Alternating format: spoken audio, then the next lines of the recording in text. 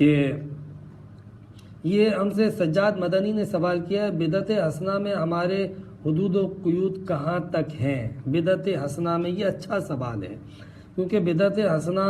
کرتے کرتے کچھ چیزیں اتنی ایجاد ہو جاتی ہیں کہ اصل کسی چیز کی جو شکل ہوتی ہے اس اصل شکل کے ارد گرد ہماری جو حسنہ بدعتیں ہیں وہ اتنا گہرا تنگ کر دیتی ہیں کہ وہ جو اصل شے ہوتی ہے، قرآن کا جو اصل حکم ہوتا ہے، وہ کہیں سے ظاہر نہیں ہوتا۔ مثال کے طور پہ درود پاک پڑھنا ایک اچھی بات ہے، اور اس میں قرآن نے کہیں قید نہیں لگائی ہے،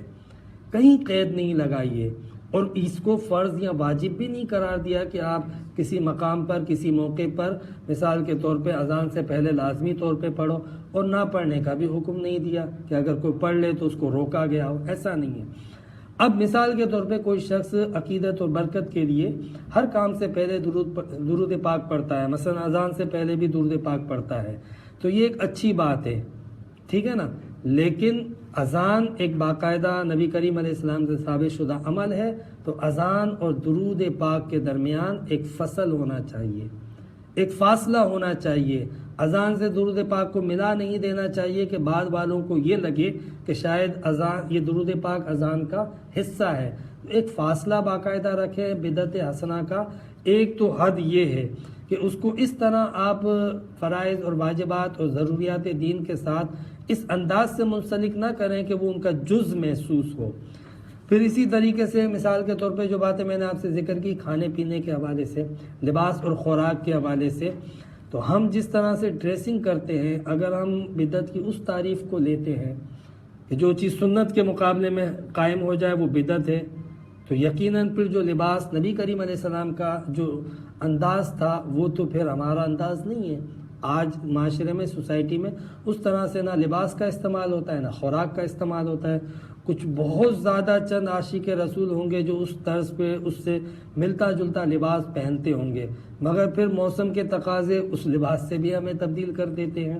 ثقافت اور کلچر کے تقاضے بھی ہمیں ادھر سے جو ہے وہ، اب بہت سارے علاقے ہی ایسے برفانی علاقے ہیں، آپ بتائیں وہاں تو مطلب پورے جسم ایک ایک حصہ جو ہے اس کو پوری طرح ڈھانکا جاتا ہے، یعنی پاؤں تک اس میں چھپا دیے جاتے ہیں، جبکہ ٹخنے سے اوپر رکھنا سنت ہے لباس۔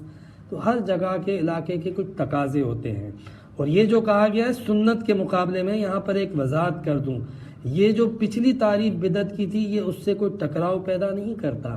اس لیے کہ جہاں پہ سنت کے مقابلے میں کسی چیز کو وضع کرنے کا کہا گیا ہے، وہاں پر بھی سنت خدا کے مقابلے میں ایک ہوتی ہے سنت عادیہ جو روزمرہ کی زندگی کے معمولات سے تعلق رکھتی ہے۔ تو اگر اس میں ہم اپنے کلچر اور دور حاضر کے تقاضوں کے مطابق کوئی تبدیلی کرتے ہیں لیکن اسپرٹ برقرار رکھتے ہیں، مثلا لباس پہنا ہے تو اس کی روح کیا تھی؟ اپنے جسم کو ڈھانپنا،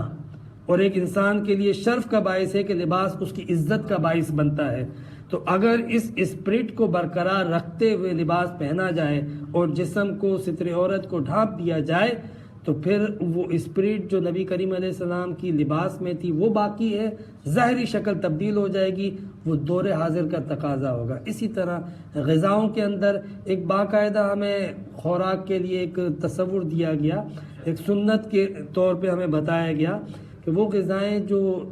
حفظان صحت کے خلاف ہوں، مضر صحت ہوں، ان کا استعمال نہ کیا جائے۔ اسی طرح حلال غذاؤں کا استعمال کیا جائے، بہت زیادہ بسیار خوری سے اجتناب کیا جائے۔ انسان جو ہے وہ جینے کے لیے کھاتا ہے، کھانے کے لیے نہیں جیتا، یہ ایک سنت سے ہمیں پتہ چلتا ہے۔ نبی کریم علیہ السلام نے جو غذا کا استعمال کیا، اس لیے نہیں ہم جیتے کہ بس کھاتے رہیں، بلکہ کھاتے اس لیے ہیں تاکہ جیتے رہیں، اور جیتے کس لیے ہیں؟ وہ انسان کے اعلیٰ ترین مقاصد ہوتے ہیں جن کی تکمیل کی جاتی ہے۔ تو یہ خوراک کے اندر اگر ہم ان بنیادی اسپرٹ کو پیش نظر رکھیں کہ اصل میں خوراک کے اندر حرام غذاؤں سے بچنا یہ ضروری تھا۔ باقی دیکھیں اگر اسلام کے اندر گوشت کی اجازت ہے، حلال گوشت کی، میٹ کی، تو اب اس کے پکانے کا انداز ہر ایک اپنی کلچر اور ثقافت کے مطابق پکائے گا کہ وہ کس طرح پکاتا ہے، کس کس انداز سے پکا سکتا ہے۔ اس میں کوئی اتنا